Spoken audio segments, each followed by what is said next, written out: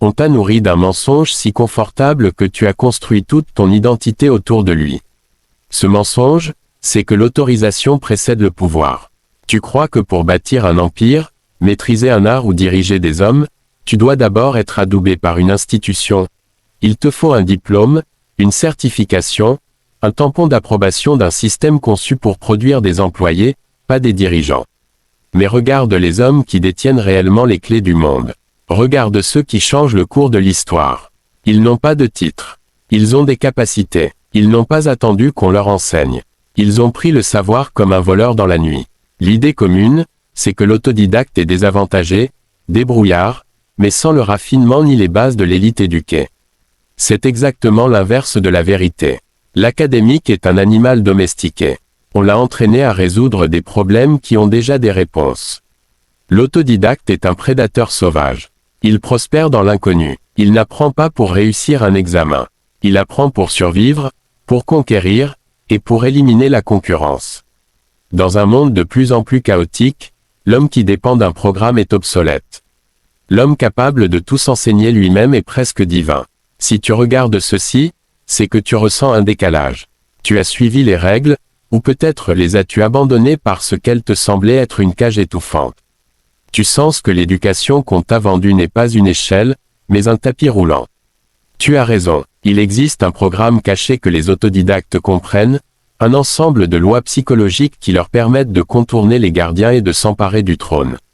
Le système les déteste parce qu'il ne peut pas les contrôler. À la fin de cette vidéo, tu comprendras pourquoi l'expert est en train de disparaître et pourquoi celui qui apprend dans l'ombre est le seul à survivre au futur. Mais tu dois écouter avec une concentration dangereuse. Parce qu'on ne parle pas simplement de lire des livres. On parle de reprogrammer ton esprit pour une souveraineté intellectuelle totale. Phase 1. Le piège du « au cas où ». Le défaut fondamental de l'apprentissage institutionnel, c'est qu'il fonctionne sur des informations, au cas où. Tu passes 16 ans à mémoriser des faits, des formules et des théories au cas où tu en aurais besoin un jour. Tu es un disque dur rempli de données que tu n'as pas choisies pour un but que tu ne comprends pas. Cela crée une passivité psychologique, tu t'assois, tu écoutes, tu absorbes, tu restitues. Tu es nourri. L'autodidacte fonctionne avec des informations, juste à temps. Il n'apprend pas l'histoire linéaire parce qu'un professeur le lui dit. Il apprend l'histoire bancaire parce qu'il veut protéger son argent maintenant. Il n'apprend pas le code pour un examen. Il apprend parce qu'il a une idée qui l'empêche de dormir et qu'il doit la construire immédiatement. Cette différence n'est pas seulement une question d'efficacité. C'est une question d'intensité émotionnelle. Quand tu apprends parce que tu en as besoin pour survivre ou gagner, le savoir s'ancre profondément en toi. Il devient une partie de ton identité. Regarde Frédéric Douglass. Né esclave, pour lui, savoir lire n'était pas une matière scolaire. C'était une arme. La loi lui interdisait d'apprendre, car ses maîtres savaient une vérité terrifiante, un homme qui sait lire peut penser, et un homme qui pense ne peut pas être réduit en esclavage. Il n'a pas appris pour trouver un emploi, mais pour récupérer son âme. Compare cette fin avec l'étudiant moderne, ennuyé dans un amphithéâtre, hors de prix, scotché à son téléphone. Qui va gagner? L'un voit l'apprentissage comme une corvée, l'autre comme un braquage du savoir. Si tu veux dominer ton monde, arrête d'agir comme un étudiant. Ne demande plus, que dois-je apprendre, mais, quel est l'obstacle devant moi, et quel savoir peut le détruire? Passe de l'accumulation à l'exécution. Phase 2. Le mythe de l'homme équilibré. La société te dit d'être polyvalent. C'est une stratégie pour la médiocrité. Robert Greene montre que les grands personnages de l'histoire n'étaient pas équilibrés. Ils étaient obsessionnels. L'autodidacte ose être ignorant. Il ne cherche pas à être cultivé aux yeux de l'élite. Il veut être redoutable dans son domaine. Il développe une vision tunnel qui traverse le bruit. Pense à Michael Faraday. Sans éducation formelle, il a découvert l'induction électromagnétique. Il voyait des forces invisibles là où les experts voyaient des équations. Son ignorance des traditions était sa force. Le problème, c'est que tu essaies d'être bon partout. Deviens un laser. Un laser est une lumière faible concentrée en un point jusqu'à couper l'acier. Phase 3. L'immunité à l'autorité. Le système éducatif ne vise pas à te rendre intelligent, mais obéissant. On t'apprend que la vérité vient de l'autorité. L'autodidacte sait que la vérité vient de la réalité. Quand Elon Musk a voulu aller sur Mars, il n'a pas demandé la permission à NASA ni étudié à MIT. Il a appris par lui-même. Comme le souligne Malcolm Gladwell, ce n'est pas seulement le temps de pratique qui compte, mais la lutte autodirigée. L'autodidacte devient son propre professeur, son propre juge.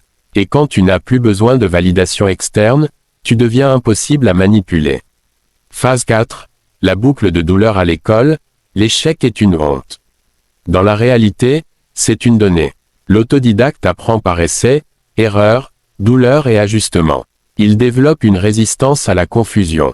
Là où les autres abandonnent, lui creux. Phase 5. La synthèse interdite. L'université sépare les disciplines. L'autodidacte les fusionne. Regarde Steve Jobs. Il a combiné technologie et art. Pendant que les ingénieurs de IBM voyaient une machine, lui voyaient un outil pour l'esprit. Devient une combinaison unique. Mélange les domaines. Crée ta propre catégorie. Phase 6. L'avantage de l'imposteur. L'homme diplômé se sent légitime. L'autodidacte se sent imposteur. Mais cette insécurité est une arme. Abraham Lincoln, avec moins d'1 an d'école, s'est imposé face à des élites issues de Harvard et Yale. Comme le dit Cal Newport, deviens si bon qu'on ne peut pas t'ignorer. Phase 7. La mort des gardiens. Avant, il fallait passer par des institutions. Aujourd'hui, tout est accessible. Les cours du MIT, le code de Google, la philosophie de Plato, tout est dans ta poche. Mais la majorité est paralysée. Phase 6. L'avantage de l'imposteur. L'homme diplômé se sent légitime. L'autodidacte se sent imposteur. Mais cette insécurité est une arme. Abraham Lincoln, avec moins d'1 an d'école, s'est imposé face à des élites issues de Harvard et Yale. Comme le dit Cal Newport, deviens si bon qu'on ne peut pas t'ignorer. Phase 7. La mort des gardiens. Avant, il fallait passer par des institutions. Aujourd'hui, tout est accessible. Les cours du MIT, le code de Google, la philosophie de Plato, tout est dans ta poche. Mais la majorité est paralysée. L'autodidacte comprend. Il n'a plus besoin de permission. Phase 8. La vitesse et le futur. Le monde évolue plus vite que les programmes scolaires. L'autodidacte apprend en temps réel. Il agit immédiatement. Ce qui compte, ce n'est pas ce que tu sais, mais ta capacité à apprendre vite. Alors, où cela te laisse-t-il? Face à un choix, continuer à attendre, ou comprendre que le jeu a changé. L'ère des élites diplômées touche à sa fin. Celle de l'autodidacte impitoyable commence. Le monde appartient aux obsédés, aux curieux, à ceux qui n'attendent pas la permission pour devenir grands. Tu as tout entre tes mains. La seule chose qui manque, c'est la volonté. N'attends pas une carte. Les cartes sont faites pour les touristes. Toi, tu es un explorateur. Trace ton propre chemin, mais sache ceci, une fois que tu quittes la route, tu es seul.